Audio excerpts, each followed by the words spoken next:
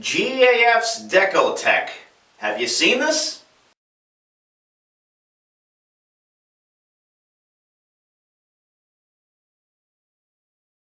Good morning out there, Wolfpack. How we doing? Welcome to another edition of Uncensored Solar TV, brought to you by all of us here at Solar Wolf Energy.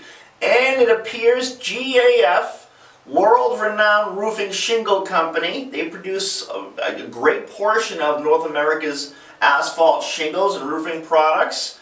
Company's been around for a very long time, has apparently decided to dip the toe in the water of the solar game. So what we're looking at here is a product called the Decotech, and it goes together.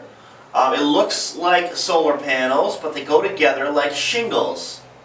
I have some concerns with my background, building a few hundred homes and a lot of construction over the years.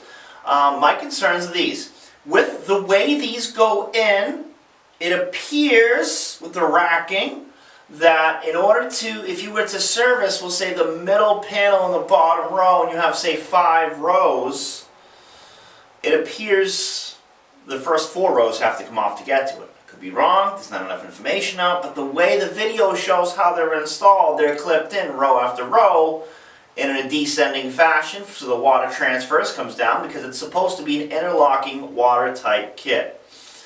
Also leads me to my second point. In the video, it looks like, the way it appears, that you will not be able to install this system with anything less than a 5 or a 6 pitch, meaning the steeper the roof, it's okay, less likely to have ice damming, but on a flatter roof, or flat roof rather, I don't think you're going to be able to use this. Correct me if I'm wrong, leave a comment below, would love some feedback from anyone else that's had some more experience with this other than what we've been given so far in some videos. The other issue we have with this is the racking itself. This does not appear to be a beneficial racking with regards to holes in the plywood and whatnot in the roof itself. It appears that there are significantly more.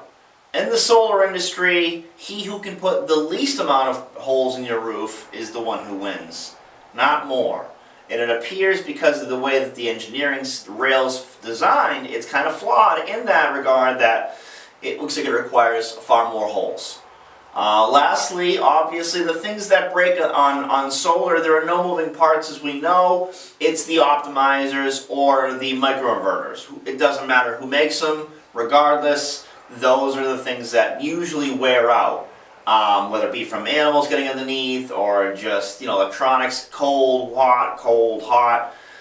Again, this is a concern on being accessibility. This is why a typical rail and panel system makes sense, because accessibility to get to it, send one guy out, 2 guys out, and within 5-10 minutes you're back up and running, whereas this looks like it's send a crew out, a couple of trucks, take a lot of the panels off, get to that bottom row. Again, so that's a concern. Again, I hope somebody can give me some better insight, leave some comments below. And lastly, they're pitching this to roofers. This is what we have a problem with. And as you know, like for us at Solar Wolf Energy, we do both roofing and solar, so that's not a problem. But the problem with this at scale, there are some states this isn't going to be an issue. There are some states still in America when we feel that this is a huge oversight, is that you don't require electricians. Other states, Florida, Florida requires a solar installer to have a solar license. Massachusetts, you must have journeyman, master electrician, and apprentices on site to install solar. This is a better way because, folks, this is tying into your electrical system and the electrical grid. This is major. We don't want roofers.